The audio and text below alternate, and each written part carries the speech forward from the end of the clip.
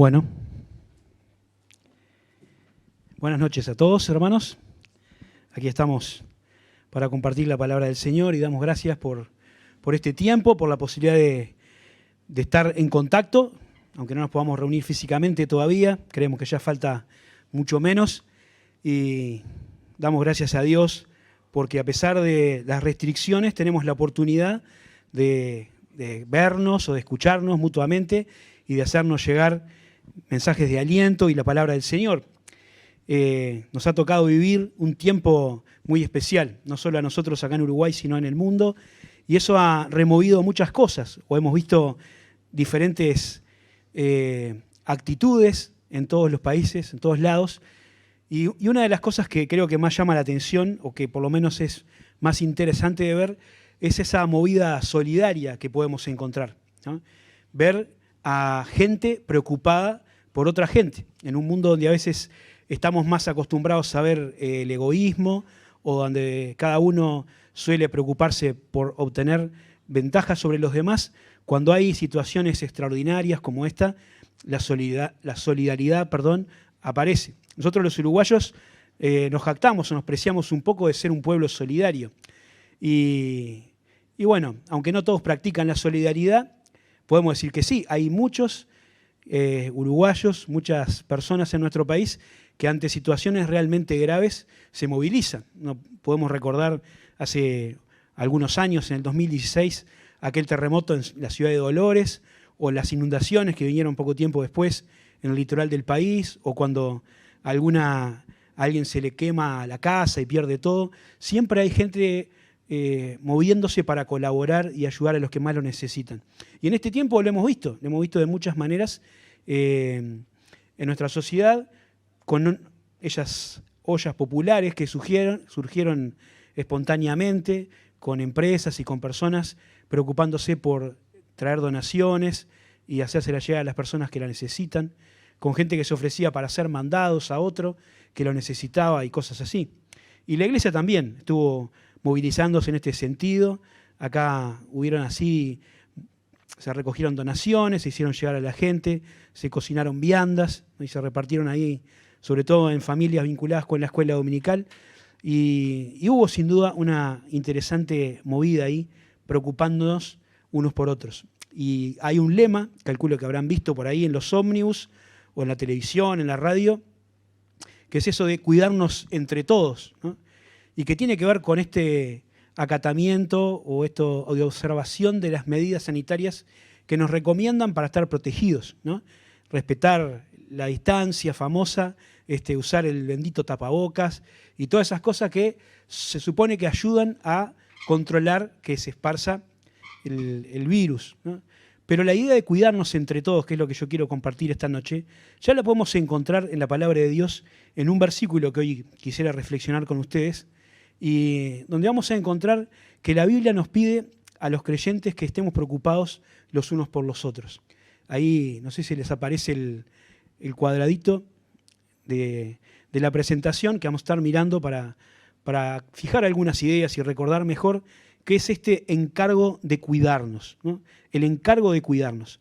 Y que el apóstol Pablo escribe a unos creyentes de la iglesia en Tesalónica y que vamos a tratar de sacar algunas lecciones para nosotros. Así que les invito a buscar en sus Biblias, en la primera carta a los tesalonicenses, capítulo 5, solamente 2 versículos vamos a leer ahí, y vamos a estar analizando un poquito eso. Primera Tesalonicenses, capítulo 5, versículos 14 y 15.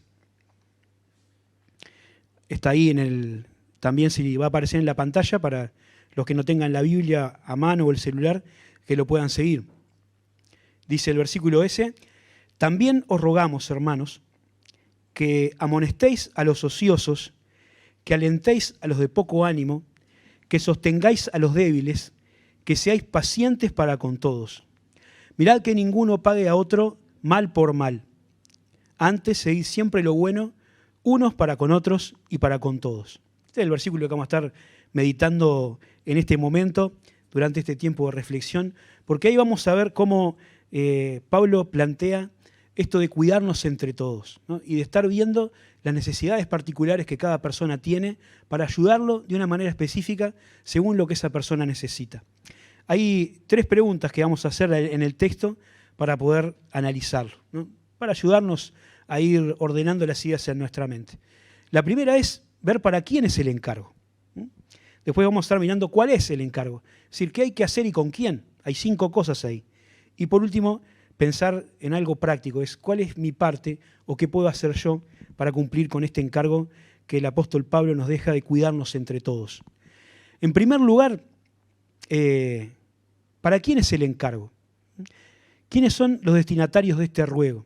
Notaron que cuando empieza el versículo, Pablo dice, les rogamos, hermanos. Y esa palabra, rogar, tiene que ver con un pedido intenso, como una súplica, algo que se pide con mucha seriedad. Y está dirigido a los hermanos de la iglesia en Tesalónica, que era una ciudad que estaba en la zona de Grecia, la actual Turquía, y ahí donde, de la Grecia en el sentido amplio de aquel tiempo, ¿no? Ahora queda en Turquía, pero donde había una iglesia muy pujante a la que el apóstol Pablo escribía esta carta y les alentaba a este desafío de cuidarse mutuamente. Y ahí encontramos que los que recibían este encargo, los que tenían el deber de cuidarse unos a otros, eran todos los creyentes de la iglesia. Podemos leer unos versículos antes, desde el 11, si tienen la Biblia ahí. Pablo escribe, en el contexto inmediato, por lo cual, animaos unos a otros y edificaos unos a otros, así como lo hacéis. Y dice, os rogamos, hermanos, que reconozcáis a los que trabajan entre vosotros y os presiden en el Señor y os amonestan, y que los tengáis en mucha estima y amor por causa de su obra. Tened paz entre vosotros, ¿no? Y esta expresión, unos a otros, que Pablo usa acá, es bastante característica de lo que él escribe, ¿no? Y habla de esa relación como biunívoca o mutua entre las personas, ¿no? Que tiene que ver con lo que uno hace con otra persona y lo que esa persona a su vez puede hacer con uno. Así que Pablo está planteando esta idea. A veces nosotros tenemos la concepción de que los responsables y los únicos responsables del cuidado de las personas en la iglesia son los ancianos o los pastores, que es el liderazgo, ¿no? Y el que está adelante, el que lleva adelante la congregación, es el responsable de cuidar a todos los demás. Y esa idea no está en el Nuevo Testamento.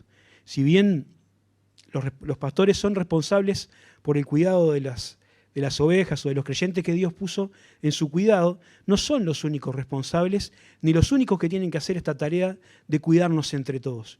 Pablo está escribiendo esta carta acá a toda la iglesia. Y en la carta a los Corintios, en la carta a los Efesios, en Romanos, Pablo usa una figura para describir la iglesia de un cuerpo humano. Y ahí uno puede ver una red, un tejido que está unido entre sí, dice Pablo, por las coyunturas, ¿no? Como imaginando un cuerpo y comparando a la iglesia con eso, ¿no? Que todo fluye desde el liderazgo hacia los miembros que son un auditorio, sino que todos los creyentes están unidos entre sí y trabajando juntos logran que la iglesia crezca, que se edifique y que pueda ser, dice el texto, edificada en amor.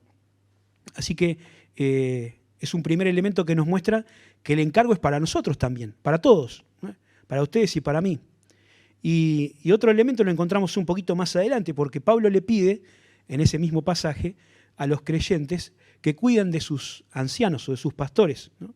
Son expresiones que son intercambiables, junto con obispos o sobrevedores, ¿no? Pastores o ancianos, aunque tienen matices cada término, habla del mismo grupo de personas que Dios puso delante de la congregación para que la cuide, para que la guíe, para que la alimente, para que la corrija o la amoneste cuando es necesario. Y tienen esa tarea dada por Dios, pero también ellos tienen que estar incluidos en un cuidado que los miembros de la iglesia tienen que tener hacia ellos o hacia nosotros. Y habla ahí de un reconocimiento y de una estima por causa de la obra que hacen, ¿no? Por causa del que los llamó para hacer la obra, y también por causa de ellos mismos, porque, como dice el escritor de la carta a los Hebreos, si nosotros como congregación facilitamos el trabajo de los pastores, ¿no? sin quejas, sin reproches, sin complicar la cosa, nos beneficiamos todos, ¿no? Se benefician o nos beneficiamos los que tienen que hacer la tarea pastoral, pero también se beneficia la congregación. Así que la primera conclusión que podemos sacar es que el llamado o este encargo de cuidarnos es para todos los creyentes que comparten una comunidad de fe, para todos los hermanos de una iglesia. Todos tenemos que ser responsables por lo que le pasa al que está a nuestro lado. Algunas veces pensamos que la iglesia es un lugar a donde uno viene a oír o a ver, ¿no?, de espectador. Y decimos, bueno, yo no estoy encargado de ningún ministerio, no tengo ninguna tarea específica, no soy líder de nada, entonces no tengo responsabilidad. Y eso no es cierto, ¿no? La iglesia es un lugar donde todos tenemos una parte que hacer. Y aunque a veces no sea visible, y aunque a veces no tenga un rótulo, ¿no?, de responsable de algo, sí en esto estamos todos involucrados. Y miren qué interesante que Pablo nos plantea que este cuidado, ¿no?, tiene que ver con conocer a los creyentes. No solamente al barrer se hace un cuidado, sino que nos va a hablar de un tipo de cuidado para cada tipo de persona. Y eso ya lo vamos a ver en la segunda parte. Vieron que ahí habíamos puesto en la primera presentación esos tornillitos que hay, un destornillador o atornillador, no sé cómo se dice, según el lugar, para cada tipo de tornillo. Ahí sale, ¿no? Justo eran 5 en la foto, pero fue de casualidad, ¿no? Y entonces, para cada tipo de tornillo hay que usar uno de los destornilladores para poder desarmarlo o armarlo según sea. Y acá también Pablo nos va a hablar de eso. Según la persona a la que se esté orientando, hay que ver qué trato se le puede dar. Y hay 5 cosas que vamos a ver, ¿no? Y en cada una de ellas vamos a ver 2 cosas. Primero, hay que identificar cuál es la clase de la persona a la que vamos a tratar, cuál es la situación de un determinado hermano, qué es lo que le pasa, qué problema tiene. Y después que identificamos esa necesidad, tenemos que ver qué tratamiento le vamos a aplicar o cómo tenemos que tratarlo.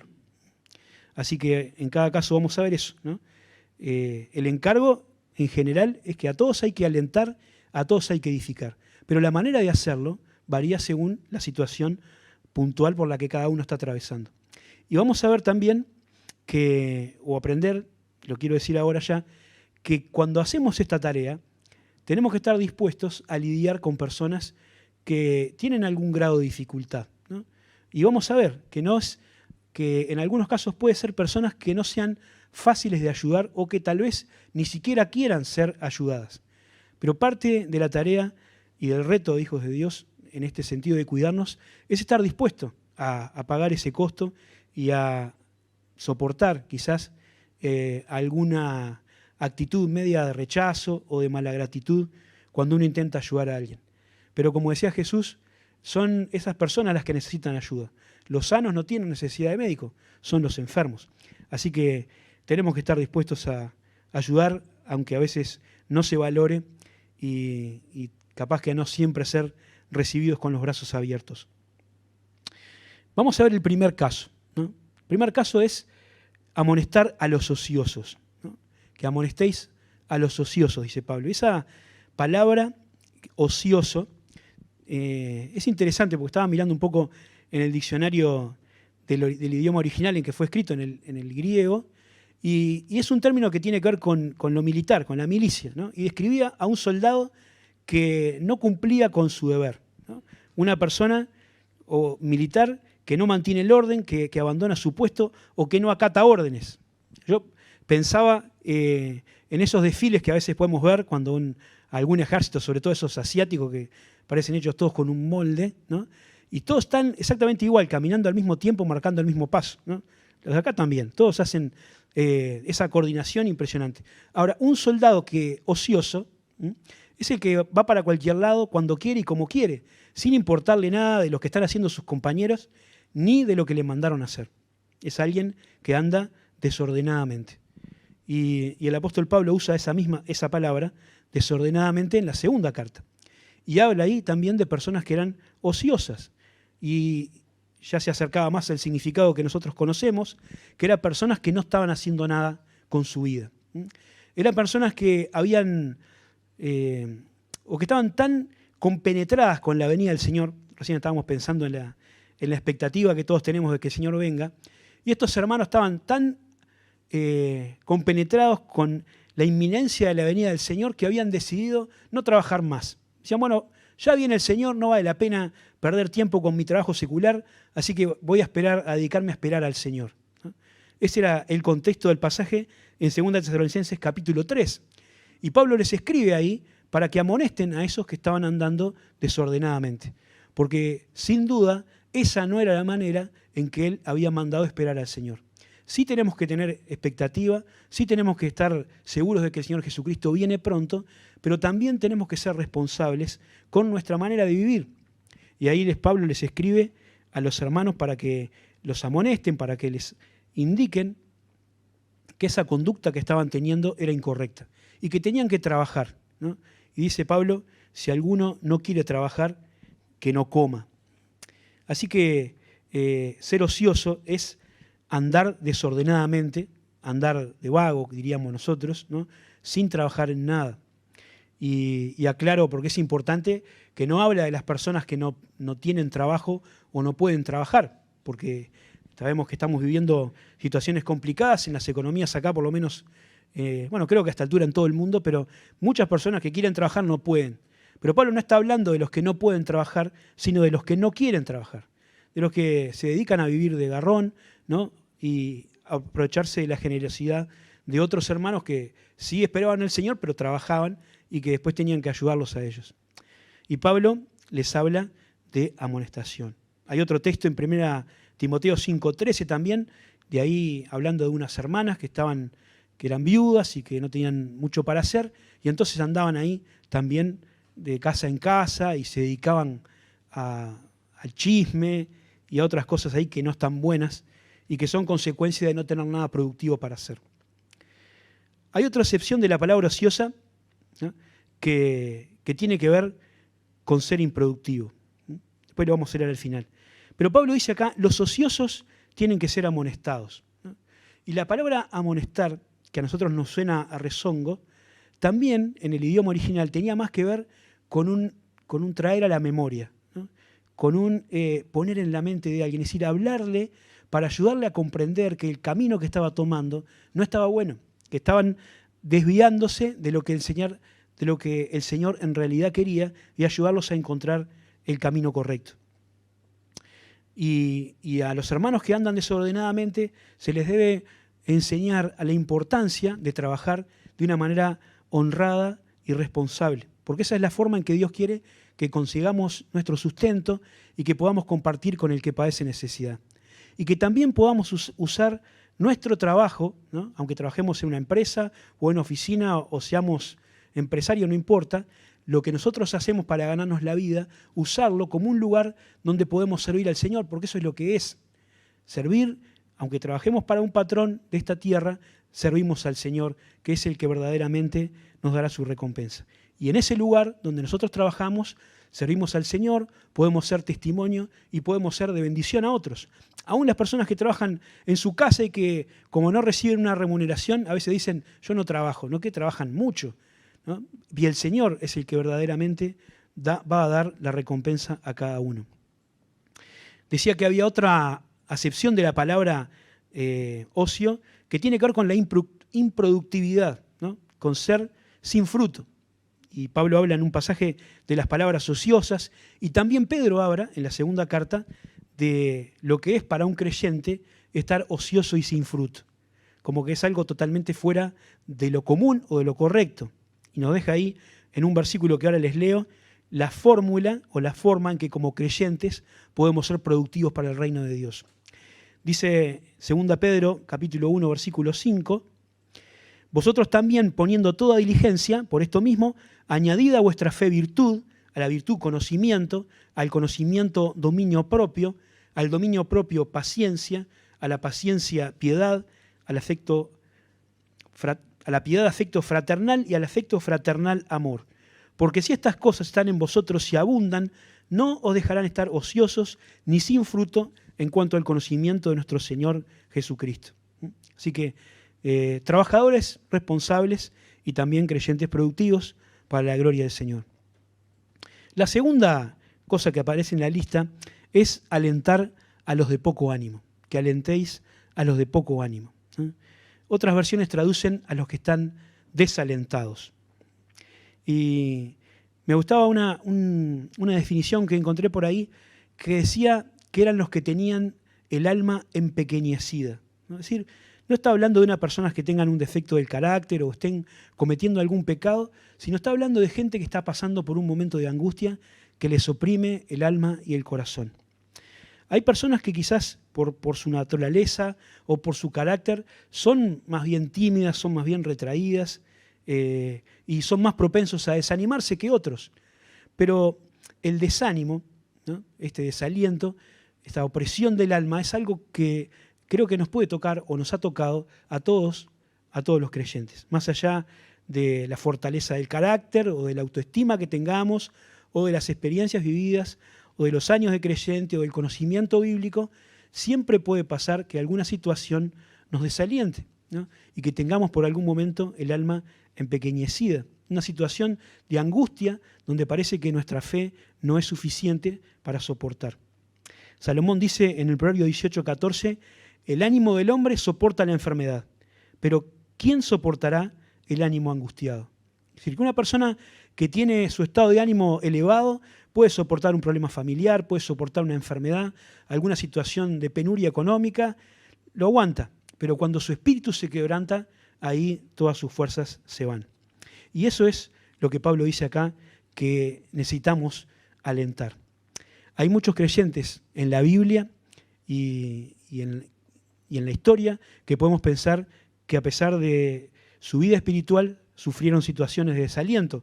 En el capítulo 4, un poquito antes de lo que leímos nosotros, había creyentes en la misma iglesia de Tesalónica que estaban angustiados, estaban entristecidos porque ellos habían perdido seres queridos que habían muerto y por una mala comprensión de la enseñanza de Pablo respecto a la venida del Señor, estaban creyendo que ellos iban a perder todo lo que el Señor estaba preparando cuando Él venga a buscar a la iglesia, como cantábamos hace un rato. Y por eso estaban entristecidos. Podemos pensar en Juan el Bautista, que una vez había señalado a Jesús y dijo, este es el Cordero de Dios que quita el pecado del mundo. Pero después lo metieron en la cárcel, parecía que el Señor Jesús no hacía lo que Él esperaba que hiciera, hasta que al final le mandó a unos compañeros, a unos discípulos de Él, a preguntarle a Jesús si era Él el que estaban esperando o había que esperar a otro, ¿no? O podemos pensar en Gedeón, un hombre que Dios usó para vencer un ejército mucho más numeroso que el de él. Pero no era un hombre esforzado, y no era valiente, no era un guerrero. Y cuando el ángel del Señor fue a buscarlo y lo saludó, se encontró con alguien que estaba desesperanzado y decepcionado con Dios. Y que decía, si Dios estuviera con nosotros, ¿cómo nos pasan estas cosas? ¿Y dónde están las maravillas de las que nos contaron? O podemos pensar en los discípulos del Señor, ¿no? Que aún teniendo a Jesús en la barca, en determinado momento, en medio de la oscuridad y de la tormenta, despertaron al Señor gritando, diciendo, Señor, ¿no te importa que nos muramos?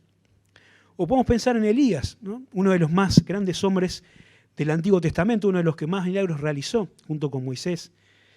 Y ahí, este hombre que después de haber logrado que todo el pueblo reconociera que Jehová era Dios en el Monte Carmelo, huyó por su vida porque tenía miedo de que lo mataran y terminó o quedó ahí abajo de un arbusto y decía, no sirvió para nada todo lo que hicimos. Señor, yo me quiero morir, ¿no? Soy el único que queda y me buscan para matarme. Quiere decir que por más espiritualmente fuerte que seamos y por más que conozcamos a Dios, puede haber algún momento en nuestras vidas que por algunas circunstancias, quizás de incertidumbre, de miedo, de fracaso, de decepción, tengamos alguna instancia o alguna situación de desaliento. No hay algo extraño en la vida cristiana. Pero lo que nos dice la Biblia es que cuando estamos desalentados así, tenemos la necesidad de que alguien nos consuele, que alguien nos aliente, que alguien nos fortalezca y nos ayude a sobreponernos a ese momento para que podamos seguir siguiendo o caminando en pos del Señor. Y es interesante ver en cada pasaje, no vamos a detenernos en cada caso, pero es interesante ver cómo en cada situación que les describí y otras más, había algunas razones para recuperar el aliento, para recuperar el ánimo. Y una de ellas es la esperanza. En 1 Tesalonicenses, Pablo le escribe a esos que pensaban que no iban, que sus amigos que habían muerto, sus hermanos que habían muerto, no iban a ver al Señor cuando volviera. Le dice, no se entristezcan como los que no tienen esperanza. Y les aclara cómo iban a ser los eventos. Y le dice, ellos van a resucitar primero, vamos a estar todos juntos recibiendo al Señor. Y termina el párrafo del capítulo 4 diciendo, aliéntense unos a otros con estas palabras. Cuando el Señor estaba en la última cena con sus discípulos en el aposento alto y les empezó a hablar de lo que se venía, empezó a ver caras de preocupación y de tristeza. Y Él le dijo, ¿por qué se turba vuestro corazón? ¿No? Si creen en Dios, crean también en mí. Y les habla de la esperanza y que un día Él iba a volver para buscarlos, para que estuvieran para siempre con Él. El miedo y la incertidumbre no nos pueden ganar porque tenemos al Señor de nuestro lado. Tenemos las promesas del Señor. Así que cuando vengan momentos de desánimo, aferrémonos a las promesas del Señor. Y si vemos a alguien que está desalentado a nuestro lado, compartamos la esperanza que tenemos, ¿no? No hablemos con palabras buenistas, todo va a salir bien, no va a pasar nada, vas a ver. Hablemos lo que dice la Biblia. La Biblia dice, tengo por cierto que las aflicciones del tiempo presente no son comparables con la gloria venidera que en nosotros ha de manifestarse. No importa lo que pase, el Señor tiene para nosotros su gloria. Y recordémosles que siempre hay que mirar al Señor, como dice en Hebreos capítulo 12, puestos los ojos en Jesús, el autor y consumador de la fe, quien con el gozo puesto delante de él sufrió la cruz, menospreciando lo oprobio, ¿no? Y ahí siguió caminando, dice, se sentó a la diestra del poder de Dios. Considerad aquel que sufrió tal contradicción de pecadores contra sí mismo, para que vuestro ánimo no se canse hasta desmayar. Dice la Escritura, u otra cosa que tenemos para animar al que está desalentado, es la presencia del Señor. No solo tenemos las promesas del Señor, sino tenemos al que promete con nosotros. Y creo que nadie lo describe de manera más bella que David en el Salmo 23, ¿no? Dice David, aunque ande en valle de sombra de muerte, no temeré mal alguno, porque tú estarás conmigo. Tu vara y tu cayado me infundirán aliento. Es el Señor el que está a nuestro lado. Y fue la voz del Señor y la presencia del Señor la que tranquilizó y puso paz en el corazón de los discípulos en una noche de tormenta, cuando veían venir aquello que pensaban que era un fantasma y se llenaron del Señor, pero escucharon, tengan ánimo, yo soy, no temáis. En tercer lugar, tenemos que sostener a los débiles, ¿no? Es el tercer grupo a los que tenemos que ayudar, el de los hermanos débiles, ¿no? Y ahí obviamente no está hablando Pablo de una debilidad física, de alguien que tiene poca fuerza en los músculos, sino de personas cuyo grado de madurez espiritual les colocaba en una situación de fragilidad, ¿no? Hay algunos pasajes donde se habla de esto, 1 Corintios capítulo 8, en Romanos 14. Pablo habla ahí de hermanos fuertes y hermanos débiles, ¿no? De hermanos que frente a alguna situación en particular que se generaba, tenían posturas diferentes. En el caso concreto de esos pasajes que le mencioné, hablaba de si estaba bien o estaba mal comer carne que había sido sacrificada a ídolos paganos. Porque en el tiempo en que Pablo escribe esa carta y en su entorno cultural había templos que eran lugares públicos y ahí se ofrecían sacrificios a las divinidades de los pueblos y lo que sobraba de los sacrificios después se vendía en la carnicería y uno lo podía comprar, a veces sabiendo o a veces sin saber. Y había algunos hermanos que consideraban que estaba mal comer eso, porque si uno comía esa carne, aunque no era en el momento en que estaba siendo ofrecida, era como participar de un culto pagano, ¿ya? Y otros decían, no tiene nada que ver, porque eso es carne común y silvestre, no tiene nada de malo. Y Pablo dice que había algunos que reaccionaban de diferente manera en función de su fortaleza o su debilidad, ¿ya? Y más allá del asunto puntual que ahora no viene al caso, Pablo dice, bueno, hay hermanos que tienen una conciencia fuerte, ¿no? que tienen conocimiento, que saben lo que hacen y que saben por qué lo hacen. Y que toman una decisión en base a lo que entienden de la palabra de Dios. Dice, nosotros comemos porque sabemos que no existen los ídolos, que hay un solo Dios y que no hay ningún problema en comer esa carne. Pero había otros hermanos que eran un poco más escrupulosos, quizás hermanos más nuevos en la fe, que no tenían una comprensión tan amplia o tan profunda de la Escritura y les daba cosa comer eso, porque tenían miedo de estar sirviendo a los ídolos a los que habían dejado. Y lo interesante del pasaje, más allá del resultado, de cómo se dilucida esa cuestión, que lo pueden leer, es lo que hay que hacer con esos hermanos débiles. ¿Qué hay que hacer? ¿Hay que menospreciarlos? ¿Hay que ignorarlos y seguir cada uno por su lado? Pablo dice que hay que sostener a los débiles. ¿Y cómo hay que sostener a los débiles? Bueno, hay que acompañarlos en su crecimiento espiritual, ¿no? Aquellos que son débiles en la fe, quizás porque hace poco tiempo que se convirtieron, porque no conocen las Escrituras o porque traen cosas de su trasfondo que a veces los confunden, no les permiten entender lo que la palabra de Dios enseña. Entonces los que son fuertes, los que ya han caminado más tiempo y tienen más comprensión, tienen que ayudarlos a ellos a que puedan avanzar. Es como un niño, un bebé cuando empieza a tratar de caminar, ¿no? Gatean hasta que un día se paran y quieren empezar a caminar. Y bueno, normalmente los padres al principio lo que hacen para fortalecer las piernas es sostenerlos de los brazos, ¿no? Para que pueda dar sus primeros pasitos ahí sostenido. Pero la idea no es que siga así toda la vida, por supuesto, sino que pueda después que aprenda a caminar por su propia cuenta. Y eso es lo que significa esto de sostener a los débiles, ayudar a los creyentes a que puedan alcanzar un adecuado grado de madurez espiritual, ¿no? El débil no tiene que permanecer débil toda la vida, ¿no? Tiene que ser capaz de conseguir y digerir su propio alimento. Pablo compara eso también en Corintios, la leche espiritual del niño y después el alimento sólido. Y uno cuando nace empieza tomando la leche, ¿no? Que le da la mamá y después algún purecito, pero después ya puede comer otro tipo de cosas. Y la vida cristiana también es igual. Cuando uno empieza los caminos de la fe, seguramente necesita aprender algunas cosas bien básicas, bien concretas, pero tiene que seguir creciendo buscando al Señor. Y los que son más fuertes, los que ya tienen más caminos recorridos, tienen que apoyar a los débiles en este proceso, ¿no? No ignorarlos, no menospreciarlos, no hacer lo que podemos hacer sin que nos importe lo que los demás piensen. Porque en ese pasaje lo más importante que hay que rescatar de lo que Pablo enseña es que si nosotros actuamos de la manera en que lo podemos hacer, con libertad en Cristo, aunque estemos haciendo algo que no esté mal, si daña a otro, es un pecado delante de Dios.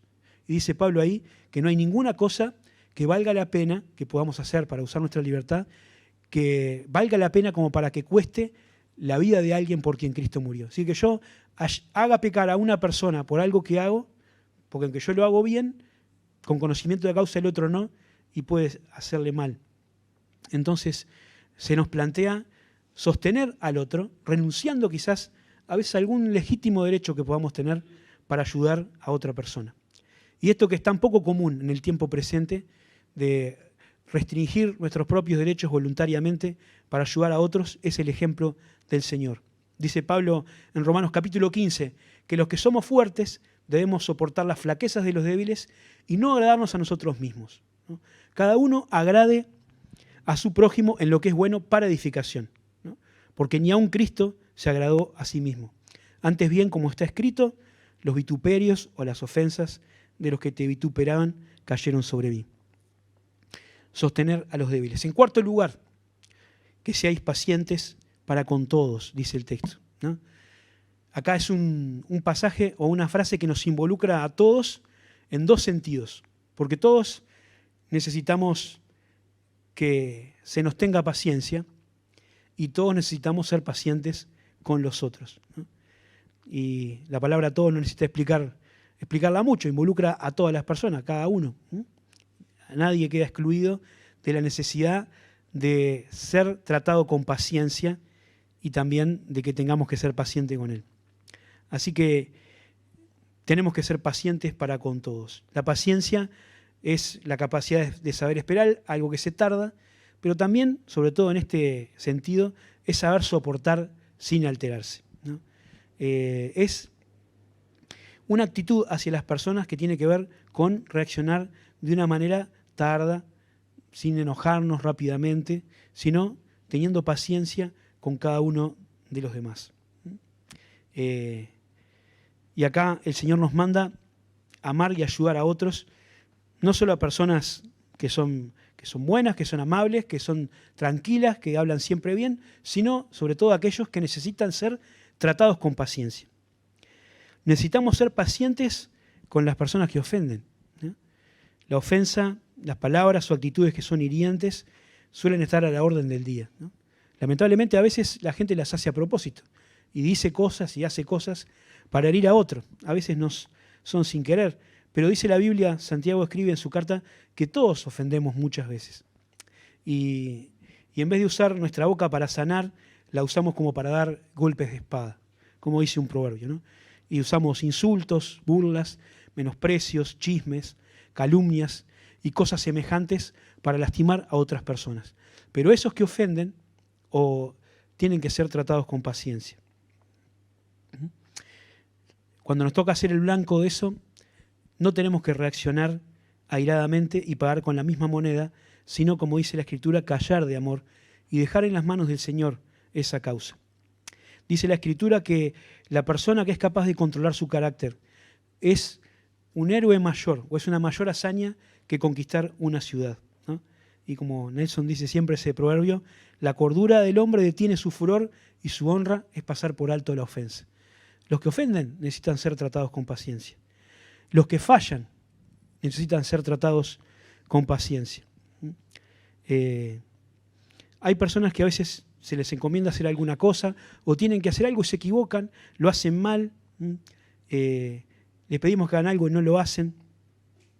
Y a veces puede ser que fallan por inexperiencia o porque están aprendiendo o porque no pusieron atención o porque no están motivados, pero no importa demasiado por qué fallan, sino creo que es importante pensar en tener paciencia con el que falla.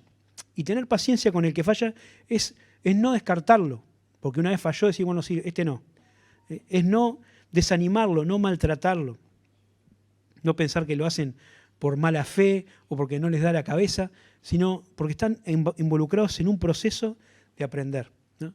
Una forma de ejercitar la paciencia tremenda que he descubierto en este último tiempo es hacer los deberes con los hijos, ¿no? Con los niños. Y uno está enseñando alguna cosa ahí y ve un problema que le ponen que es tan sencillo, tan obvio, ¿no? Que uno dice, ¿cómo puede ser que no lo entienda? Pero claro, ¿no? Tienen 7 años, 10 años, no vamos a comparar. Pero a veces actuamos igual en las cosas de la iglesia y pretendemos que otras personas conozcan lo que yo conozco o hagan las cosas de la manera que yo hago, y estamos mal, ¿no? Tenemos que dejar que las personas aprendan y tenemos que tener paciencia con los que están aprendiendo. También tenemos que ser pacientes con el que disiente, con el que piensa o hace las cosas diferentes, ¿no? Siempre, seguramente, frente a los mismos problemas, vamos a encontrar formas distintas de solucionarlos, ¿no? Y eso puede ser que a veces nos saque un poco, nos enoje, porque nos gusta que las cosas se hagan así y es la mejor manera. Pero si realmente queremos trabajar en equipo, si queremos delegar, si queremos involucrar a otras personas en la obra del Señor o en lo que sea que estemos haciendo, tenemos que estar dispuestos a ser pacientes con los que hacen las cosas de manera diferente. No cortarnos solos, no imponer nuestro pensamiento, escuchar y aprender del otro. Capaz que la solución que tiene al final resulta que era mejor que la que yo tenía, y esas cosas solo se pueden aprender cuando tenemos paciencia y trabajamos en equipo. Y en cada uno de estos casos, y en muchos más que podemos pensar, es necesario tratar a los demás con paciencia. Y sobre todo, saber que nosotros también necesitamos que se nos trate con paciencia. Porque seguramente muchas veces, más de la que quisiéramos admitir, los demás tuvieron que ejercitar mucha paciencia con nosotros. Pero es lo que el Señor nos pide. Y nos pide eso porque es la forma en la que Él nos trató a nosotros, ¿no? el Señor tuvo paciencia con nosotros. Pablo, cuando predicaba en Atenas, decía que el Señor, en su paciencia, pasó por alto los pecados pasados del mundo y nos dio al Señor Jesucristo. Y la Biblia nos llama en muchos pasajes a ser pacientes unos para con otros, porque esa es una de las formas que tenemos para preservar la unidad del Espíritu en el vínculo de la paz. Por último, ya para terminar, la quinta instrucción también es para todos y dice que ninguno pague a otro mal por mal. Y tiene que ver con la forma en cómo respondemos a los que nos tratan mal, ¿no? Aquellas personas que por alguna razón nos agreden. ¿Cómo reaccionamos? ¿No? ¿Cuál debería ser la forma correcta de reaccionar? Y bueno, la más lógica o la más humana, la que aparece primero, es la de devolver el golpe, ¿no? Incluso puede ser que nos suene algún versículo bíblico que dice ojo por ojo, diente por diente. Así que si yo reacciono devolviendo con la misma moneda, estoy más o menos dentro de lo que la Biblia dice. Pero no es así, no es lo que la Biblia dice, o por lo menos no es lo que significa eso. Ya en el tiempo de Jesucristo había un grupo de personas, los escribas y los fariseos, que usaban esa expresión de la ley para justificar la venganza. Y Jesucristo, cuando habla con ellos, les explica que en realidad era todo lo contrario, que esa disposición, más que justificar la venganza, tendía a limitarla, ¿no? Y a que la gente no reaccionara de una manera más violenta o más agresiva de lo que había recibido. Es decir, no era un mandato para vengarse, sino una limitación. Pero cuando viene Jesús en el Nuevo Testamento, nos plantea todavía una medida superior. Porque dice el texto, no paguen a nadie mal por mal, la primera parte, ¿no? Así que uno puede decir, bueno, lo que tengo que hacer entonces, si no puedo reaccionar, es quedarme en el molde y quedarme ahí sin reaccionar, ¿no? Está bien, quedo quieto, está bien, porque si reacciono voy a meter la pata, la ira del hombre no obra la justicia de Dios, y bueno, después de todo Dios va a ser el vengador, así que espero que él mande un rayo o algo así y los consuma, y yo no hago nada. Pero no es eso el sentido tampoco, ¿no? Porque el versículo sigue y dice que ninguno pague a otro mal por mal, más bien, o antes bien, seguid siempre lo bueno, los unos para con los otros y para con todos. Quiere decir que no se nos demanda solo pasividad, que no es solamente quedarse en el molde, sino que es actuar, pero de una forma completamente diferente a la que podría reaccionar cualquier persona. Jesucristo en el Sermón del Monte decía que cualquiera puede pagar bien al que le hace bien y saludar al que le saluda, y también podemos pensar y agregar hacerle mal al que le hace mal, porque eso es lo más natural, ¿no? Lo que sería justo, entre comillas. Pero a nosotros se nos pide un paso adicional, que no es solamente quedarnos en el molde, sino también hacer algo bueno por el otro, ¿no? Y cuando uno mira otros pasajes donde se habla de este mismo tema, vamos a encontrar que Jesús incorpora ahí lo que se llama la regla de oro, que es la expresión de la gracia de Dios. Que no es solamente quedarnos con no hacerle al otro lo que no nos gusta que nos hagan, como se dice por ahí, sino va mucho más allá. Es hacerle al otro lo que nos gustaría que nos hagan. No es una regla negativa, es una regla positiva y proactiva que nos manda a hacer con los demás la forma en que nos gustaría que se hiciera con nosotros. En Romanos 12, si tu enemigo tiene hambre, dale de comer. Si tiene sed, dale de beber. Porque haciendo esto, ascuas de fuego amontonarás sobre su cabeza. Harás que se avergüence, ¿no? Pero además de eso, vas a vencer con el bien el mal. No lo hacemos para que el enemigo se avergüence, sino lo hacemos porque el bien es la única forma de derrotar y desactivar el poder que tiene el mal. Así que tenemos 5 formas ahí, o 5 situaciones que podemos tratar de manera diferente. ¿Y cuál es nuestra parte? ¿Qué es lo que podemos hacer? ¿No? ¿Cuál es nuestro encargo? Y bueno, ya vimos al principio que es un encargo que se nos hace a todos, ¿no? En el que todos tenemos parte. Cada uno de nosotros, miembros de la iglesia, que estamos en esta o en otra, tenemos hermanos con los que compartimos la vida y tenemos que estar cuidándonos unos a otros. Tengo que estar dispuesto a cuidar a mi hermano. No podemos vivir indiferentes y aislados. Aquella frase de Caín, ¿no?, que usó para responder a Dios cuando quería esquivar el bulto por lo que había hecho con su hermano Abel, no corre, ¿no? Caín decía, ¿acaso soy guarda de mi hermano? Sí, sí, tenemos una responsabilidad mutua con nuestro hermano. yo con ellos y ellos hacia mí. Tenemos que cuidarnos entre todos, ¿no? Así que no podemos vivir indiferentes ni aislados. Somos responsables de cuidarnos unos a otros. Tenemos que conocer las situaciones por las que están pasando los demás. No para juzgar o para criticar o para chusmear, sino para ver de qué manera podemos ayudar. De qué forma me puedo acercar para alentarlo, si está desanimado, para sostenerlo, si todavía está dando sus primeros pasos en la fe, ¿no?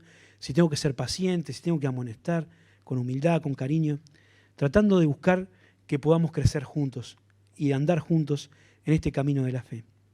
Y no olvidarnos, sobre todo, que se trata de una acción recíproca, ¿no? De ida y vuelta. Porque a veces nos gusta mucho ayudar a otros y amonestar y corregir y estar siempre diciendo a los demás lo que tienen que hacer, pero también tenemos que saber que eso nos involucra a nosotros, que así como ayudamos a los demás y nos gusta que acepten nuestra ayuda, tenemos que dejar que otros nos ayuden, que nos corrijan cuando estamos mal, que nos tengan paciencia cuando necesitamos, que nos amonesten si lo necesitamos, que estén ahí junto a nosotros.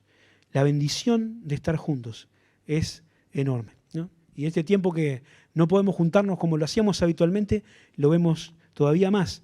Pero aún, a pesar de esa limitación, podemos aplicar esto de cuidarnos entre todos y estar pendientes los unos de las necesidades de los otros para poder crecer juntos como iglesia.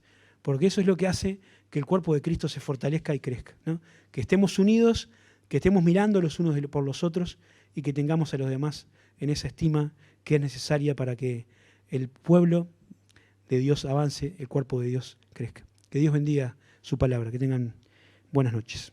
Ya lo dejamos acá con Nelson que viene.